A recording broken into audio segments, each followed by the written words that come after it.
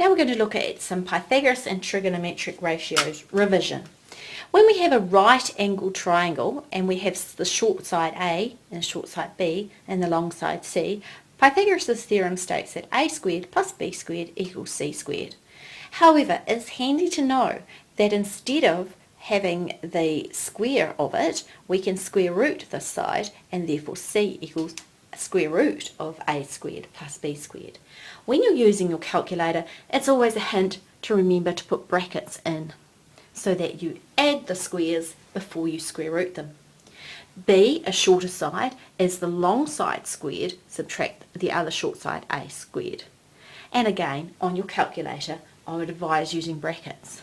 And this one here, the second short side, a equals the square root of the long side squared, subtract the short side squared.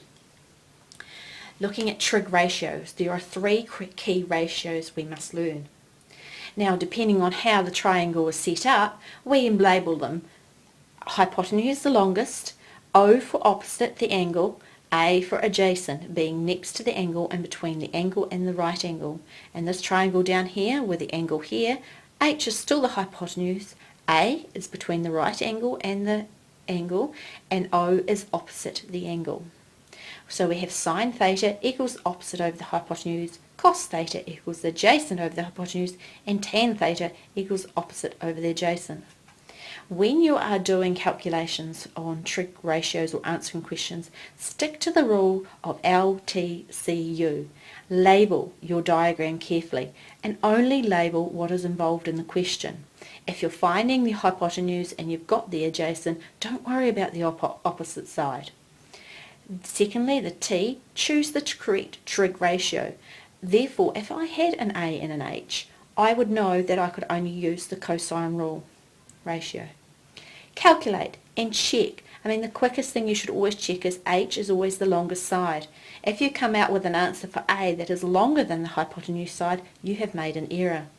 And last of all, put the units in, if it's meters, centimeters, or whatever, or degrees, or write a sentence to put your answer in context.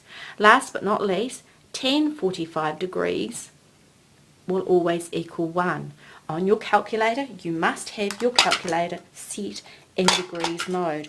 Now, to check your calculator is in degrees mode, all we do is go Shift, Set Up, scroll down to Angle, and it will be in radians when you reset it. So you must put it back into degrees and then exit and test. Tan 45 degrees equals 1.